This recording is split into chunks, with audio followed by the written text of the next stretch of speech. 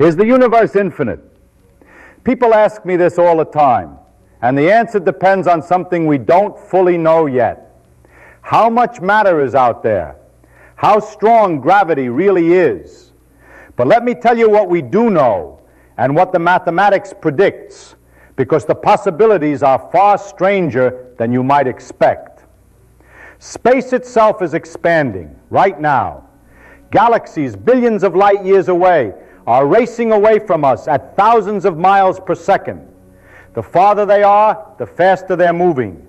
The space between them, stretching, growing. Every second, the universe gets bigger. You can't feel it. The effect is too small here, but it's real.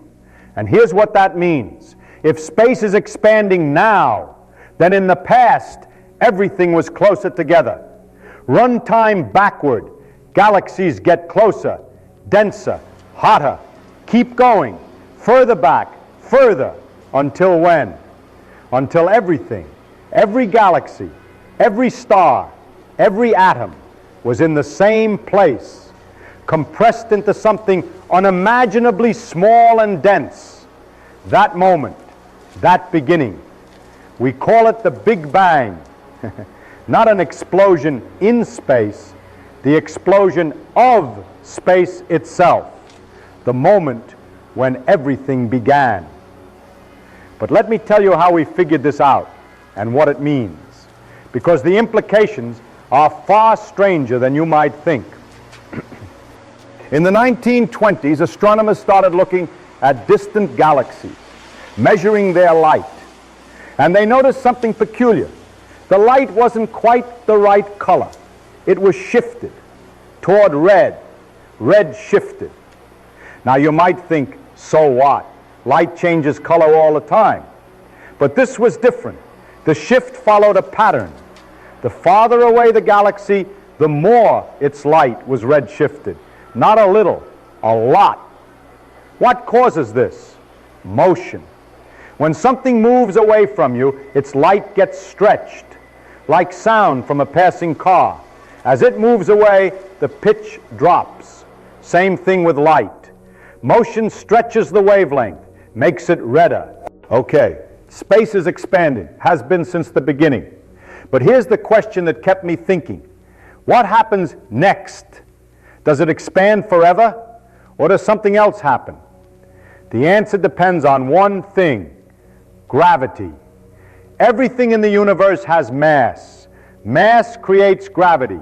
Gravity pulls.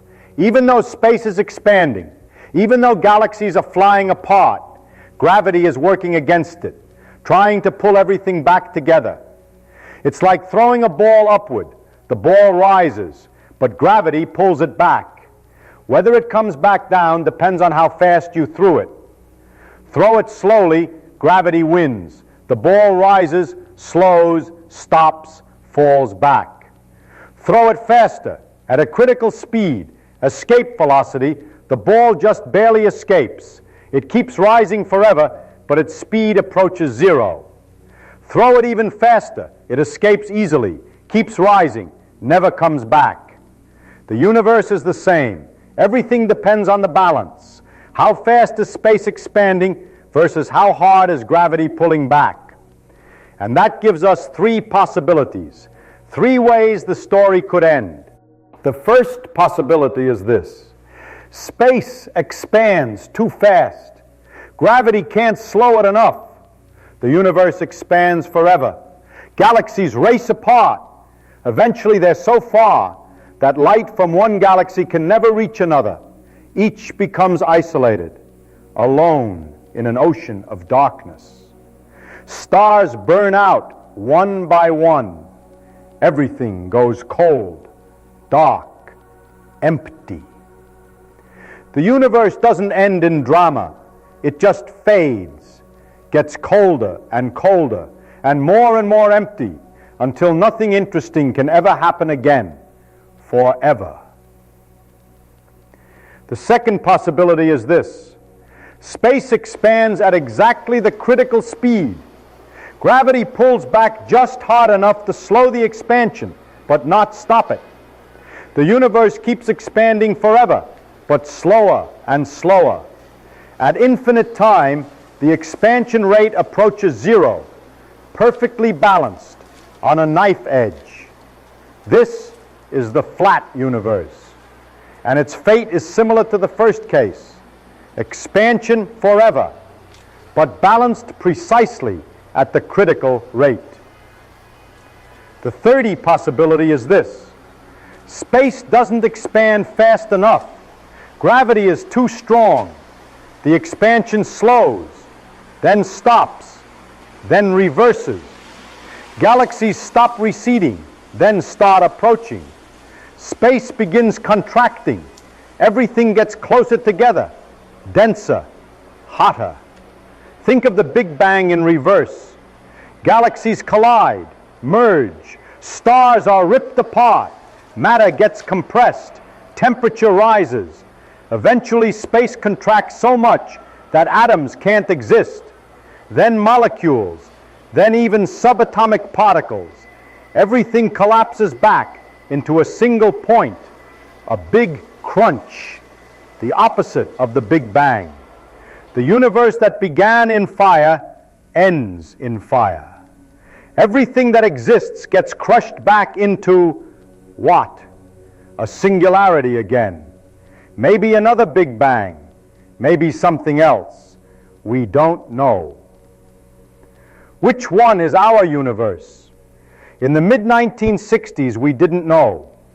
The answer depends on how much matter exists, how strong gravity really is. Not just the matter we can see, stars, galaxies, gas, but everything, including matter we can't see directly. And while I was thinking about this, about the universe expanding or contracting, I realized something. If the whole universe can collapse, what about smaller objects? What about individual stars? Stars are remarkably stable for millions of years, billions even.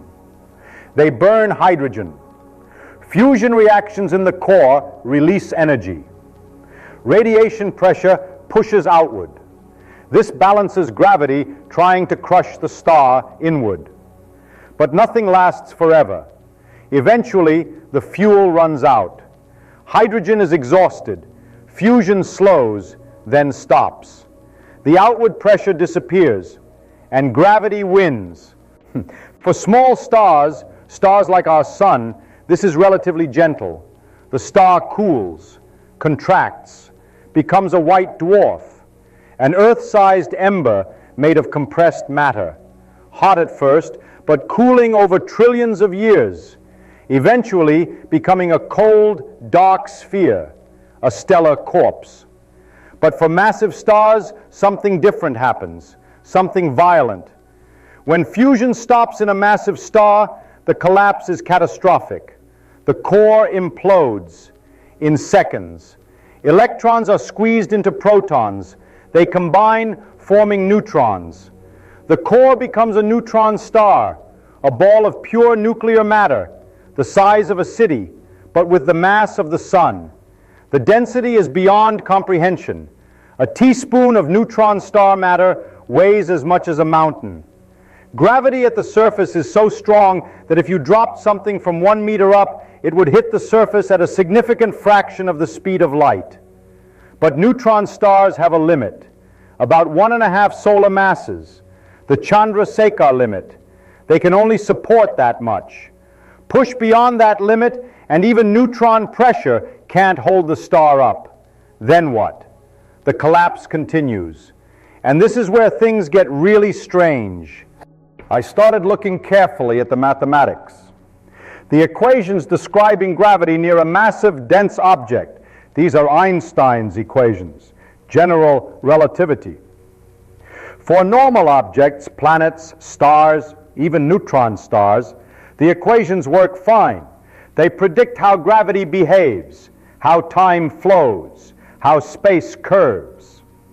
But when you squeeze matter beyond a certain density, something odd appears in the math, a critical size, a boundary. For any given mass, there's a size below which the equations predict something bizarre. a point where the mathematics says time stops, where space curves back on itself completely.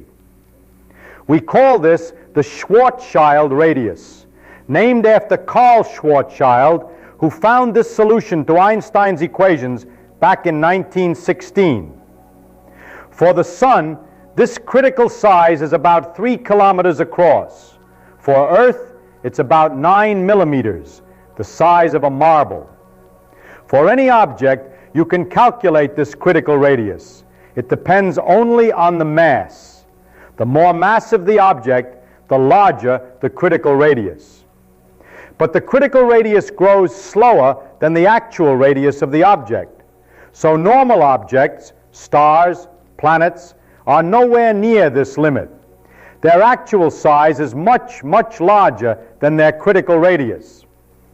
But if you could somehow squeeze the Sun down to 3 kilometers across, or Earth down to a marble, you'd hit this boundary, this critical circumference where the math stops making sense, where something very strange happens. An object compressed below its Schwarzschild radius, a collapsed star. That's what we called these things in the mid-1960s. Some people also said frozen star, for reasons that will become clear, or black star, because no light escapes from them. Whatever you called it, the predictions were bizarre. And the strangest prediction involved what happens to someone who falls into one. Let me describe a thought experiment. Forget the mathematics for a moment. Just imagine this scenario. A massive star is collapsing. Its core is imploding. Gravity is crushing it smaller and smaller. And imagine someone, an observer, standing on the surface of this collapsing star, riding it down, falling inward with it. Now imagine you're far away, safe, watching through a telescope. What do you see? At first, nothing unusual. The star shrinks, gets smaller, denser. The observer on the surface falls inward. Light from the surface travels to your telescope. You see him there. Maybe he's waving, dancing, sending light signals. But as the star approaches the critical size, the Schwarzschild radius, something strange starts happening. The light reaching you from the surface changes. It gets redder, dimmer. This is gravitational redshift. Light climbing out of a strong gravitational field loses energy. Its wavelength stretches. It shifts toward the red. The stronger the gravity, the more the light is redshifted. And as the star approaches the critical radius, the gravitational redshift becomes extreme. But that's not all. Time itself is affected. The observer's movements appear to slow down. He waves his arm, but from your perspective, far away, the motion takes longer than it should, and longer, and longer. To him, nothing is different. He's waving at normal speed. His watch ticks normally. But the light carrying that information to you is being stretched by gravity, delayed. As the star gets closer and closer to the critical size, the effects become more extreme. The observer moves slower and slower from your perspective. His light gets redder and redder, dimmer and dimmer. Finally, as the star reaches the Schwarzschild radius, something impossible happens. From your perspective, the observer stops completely, freezes in place like a photograph. His image is stuck there, at the boundary, forever falling but never quite crossing. Time has stopped for him, at least from your point of view. His light is so redshifted, it's essentially invisible. He's frozen at the edge of this collapsed star for all eternity. This is why some people call it a frozen star. From the outside looking in, nothing can ever cross that boundary. Everything just slows down and freezes there. But here's the really mind-bending part. What about the observer's perspective? What does he experience? Nothing. Nothing at all. From his point of view, time passes normally. He doesn't slow down. He doesn't see anything unusual.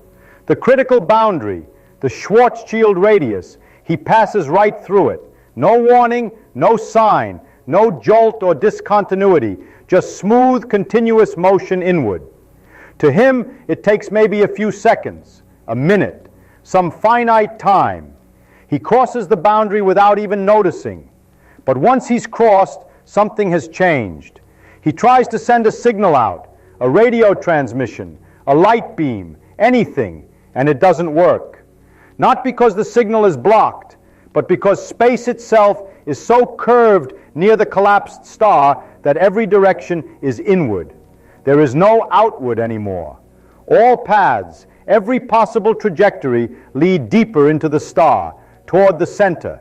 He's trapped, can't communicate, can't escape, can't signal for help. And from his perspective, he just keeps falling, eventually reaching the center where tidal forces become infinite and everything is crushed. The math breaks down there. We don't know what really happens. From outside, you see him frozen forever at the boundary. From inside, he fell through in finite time and is doomed. Both descriptions are true. They're just two different perspectives on the same physical reality. Because time itself flows differently in different places. Near strong gravity, time runs slower relative to distant observers. And at the Schwarzschild radius, from an outside perspective, time essentially stops. This might sound like science fiction, but it's not. Time really does flow at different rates in different gravitational fields. We've measured it. Your head ages faster than your feet. Right now, not much, but measurably. Your head is slightly farther from Earth's center. Gravity is slightly weaker there, and time runs slightly faster. Over your entire lifetime, your head will age about 90 billionths of a second more than your feet. You can't feel it, but it's real. In 1960, just a few years ago, physicists did a beautiful experiment, the Mossbauer experiment. They took a photon, a single quantum of light, and dropped it 24 meters from the top of a tower to the bottom. And they measured its frequency when it arrived. The frequency had changed, shifted, because the photon fell from a region where time runs slightly faster to a region where time runs slightly slower. The shift was tiny, 1 part in 1,000 trillion, but they measured it, proved it. Time really does flow at different rates. Near a neutron star, the effect is dramatic. Time at the surface runs maybe half as fast as time far away. An hour there is 2 hours for distant observers. And near the Schwarzschild radius of a collapsed star, time, from a distant observer's perspective, essentially stops. An hour for the falling observer might correspond to billions of years, infinity technically, for distant observers. This is why the falling observer appears frozen. He's not frozen from his own perspective, but time is running so differently for him that from your point of view, he might as well be stopped. Earth's core is younger than its surface, about 2 days younger, because time runs slower down there in Earth's stronger gravity. Over 4.5 billion years, that adds up to about 2 days of difference. This isn't speculation. It's not theory in the sense of maybe it's true. It's measured, confirmed by the Mossbauer experiment and others, as real as anything in physics. So, if these collapsed stars exist, how would you find them? They don't emit light, by definition. Light can't escape from below the Schwarzschild radius. They're invisible, dark, holes in space where stars used to be. I thought about this problem, and there are a few possible methods, all indirect, all difficult, but possible. First, binary star systems. Most stars aren't alone. They have companions. 2 stars orbiting their common center of mass. If one of them collapses, becomes one of these black stars, you'd see something odd. A visible star seemingly orbiting empty space, but not really empty. The visible star is being pulled by something massive, something invisible. You could watch the visible star's motion carefully, plot its orbit, calculate how massive its unseen companion must be. If that mass exceeds the Chandrasekhar limit, if it's too massive to be a neutron star, and if the object is dark, then maybe you found one, a collapsed star. This is actually one of the more promising methods. Many stars are in binary systems. If collapsed stars exist, some of them must have visible companions, and we should be able to detect the gravitational effects. Second, gravitational lensing. Light bends near massive objects.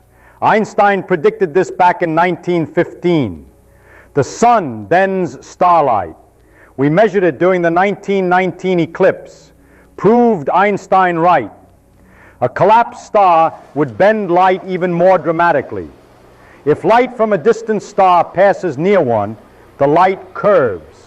The collapsed star acts as a gravitational lens. With perfect alignment, collapsed star, distant star behind it, and you observing, you might see the distant star's light bent around the collapsed star, distorted, maybe multiple images, maybe a ring of light. The probability of such perfect alignment is small. You need the collapsed star, the background star, and your telescope all lined up precisely. The odds are terrible, but not zero. Highly improbable, but not impossible. We might see this someday if we look at enough stars, take enough photographs. Eventually, chance might give us the right alignment. In the mid-1960s, some of my colleagues had ideas about collapsed stars that I found unsatisfying. One popular theory said that stars simply can't collapse below the Schwarzschild radius. They can't become these frozen stars or black stars. There must be some mechanism that prevents it. The argument went like this. If a star exceeds the Chandrasekhar limit, it will do something to avoid collapsing completely. It will explode, throw off mass in a supernova, anything to get below the limit. Because if it didn't, it would keep collapsing past the Schwarzschild radius. And nobody wanted to think about where that led. But this bothered me, because it doesn't explain why stars explode. It's just saying they explode because they have to avoid collapsing. That's circular reasoning. It's like saying God causes supernovas so we don't have to worry about collapsed stars. That's not physics. That's avoiding the question. Another attitude, I jokingly called it the all right Jack theory, went like this. I can't see inside the Schwarzschild radius. I can't predict what happens there. The math breaks down at the singularity. So why should I worry about it? As long as I'm safe out here, all right, Jack. This really bothered me, because the observer falling in has a real problem, a real future, a real fate. Just because we can't see it from outside doesn't mean it's not real. It doesn't mean we should ignore it. The question of what happens inside is tricky, very tricky. The math is difficult. Our physical intuition fails. But running away from the question isn't the answer. This argument sort of beats around the bush by not answering anything. If physics predicts something strange, something uncomfortable, we don't get to ignore it just because it's inconvenient. We have to think about it, work through it, try to understand it, even if the answers are strange, even if they're unsettling. That's what physics is about. The question is a tricky one, and it does need some thought. Think about what's happening right now. Somewhere in space, a massive star is collapsing, running out of fuel, gravity crushing it smaller and smaller. And if it's massive enough, if it exceeds that critical limit, it won't stop. It'll keep collapsing, past the Schwarzschild radius, past the point where even light can't escape. From far away, someone watching sees it slow down, freeze. The star appears to stop at the boundary, frozen there forever. Time itself has stopped from their perspective. But an observer on that star, they experience nothing unusual. They cross the boundary in seconds, minutes, normal time. Then try to signal out and can't. They're trapped. Space itself has curved so completely that every direction leads inward. Both observers are right. Time really does flow differently for them. This isn't philosophy, it's measurement. The Mossbauer experiment proved it. Drop a photon 24 meters and its frequency changes. Your head ages faster than your feet. Earth's core is younger than its surface. Everybody knows time